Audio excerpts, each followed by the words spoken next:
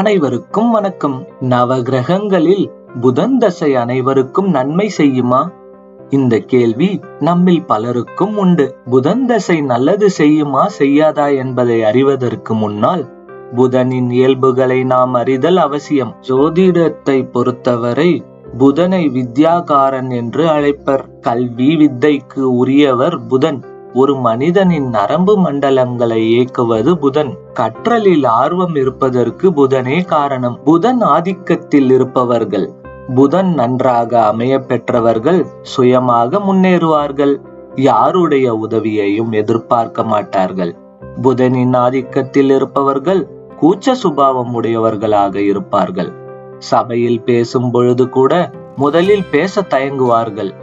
அடுத்தவர்கள் என்ன பேசுகிறார்கள் என்பதை கேட்ட பின்னரே இவர்கள் பேசுவார்கள். ஆனால் தேர்வின் பொழுது சரியான பதிலை எழுதுவதற்கு இவர்கள் தயங்க மாட்டார்கள்.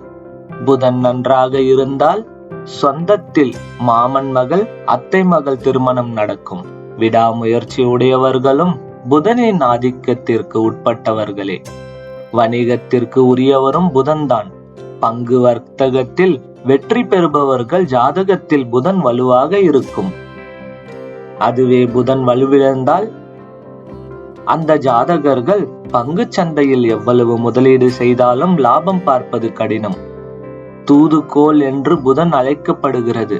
சங்க காலத்தில் மன்னர்களுக்கு இடையே கருத்து வேறுபாடு ஏற்பட்டு போர் மூலம் சூழல் நிலவும் தருணத்தில் புதன் ஆதிக்கம் ஆயில்யம், கேட்டை, ரேவதி அல்லது மிதுனம், கன்னிராசி பெற்ற தகுதியான நபர் தூது என்றால் இரு தரப்பினரையும் சமாதானப்படுத்தி விடுவார் என ஜோதிட நூல்கள் கூறப்பட்டுள்ளது.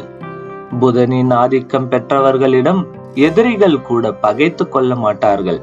இதற்கு மனிதாபிமானமும் ஒரு காரணம். எவ்வளவு திறமைசாலிகளாக இருந்தாலும் புதன் ஆதிக்கம் பெற்றவர்களுக்கு மற்றவர்களின் பாராட்டு கிடைக்காது. உதாரணமாக, அலுவலகத்திலேயே சிறந்த பணியாளர் என பெயர் பெற்றிருந்தாலும் பதவி உயர்வு கிடைக்காது. புதன் ஆதிக்கத்தில் பிறந்தவர்களுக்கு இது போன்ற துரதிர்ஷ்டமும் ஏற்படும். குடும்பத்தில் உள்ள அனைவருக்கும் நல்லவர்களாக இருக்க வேண்டும் என்று நினைப்பார்கள். சிறு துயரமும் இவர்களை பெரிதளவில் பாதிக்கும். மேலும் கணிதத்திற்கு உரியவரும் புதன்தான். ஒருவர் ஜாதகத்தில் புதன் நல்ல, அதாவது உச்சநிலை ஆதிபத்தியம் பெற்று நல்ல கிரக சேர்க்கைகளுடன் இருந்தால் அவர்கள் ஆசிரியர்களுக்கு எல்லாம் ஆசிரியராக இருப்பார்கள். யாராவது கண்ணீர் விட்டால் இவர்களுக்கு மனம் இலகிவிடும். கையில் இருப்பதையெல்லாம் கொடுத்து விடுவார்கள். மனிதநேயம் மிக்கவர்களாக திகழும் புதன் ஆதிக்கம் பெற்றவர்கள் அதனாலேயே ஏமாற்றப்படுவார்கள். புதன் நன்றாக இருந்தால் அவர்கள் ஆய்வு படிப்புகள் மேற்கொள்வார்கள். கல்வி கூடம் நடத்துவதற்கும் புதனின் தயவு தேவை.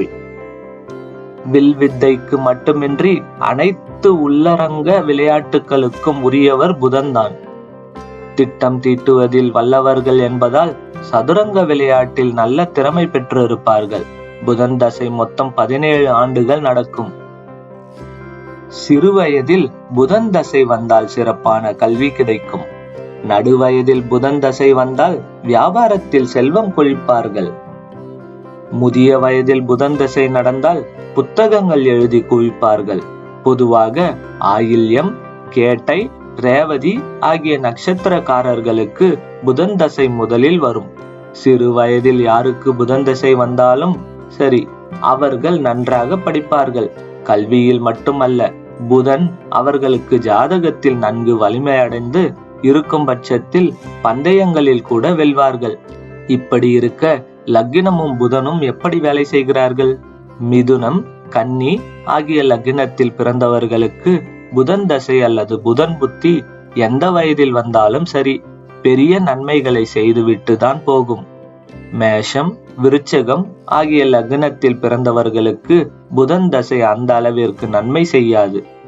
தவிர மேஷம், கடகம், விருச்சிக லக்னத்தில் பிறந்தவர்கள் புதன் தசையில் சில வழக்குகளை கூட சந்திக்க நேரிடலாம். மேற்சொன்ன லக்னக்காரர்களுக்கு புதன் தசை அல்லது புதன் புத்தி அந்த அளவிற்கு நன்மை செய்யாது. புதன் தசை என்ன செய்யும், என்ன நன்மைகள், என்ன தீமைகள் எந்த காலத்தில் எப்படி செய்யும் என்பதை நீங்கள் தெரிந்து கொண்டீர்கள்.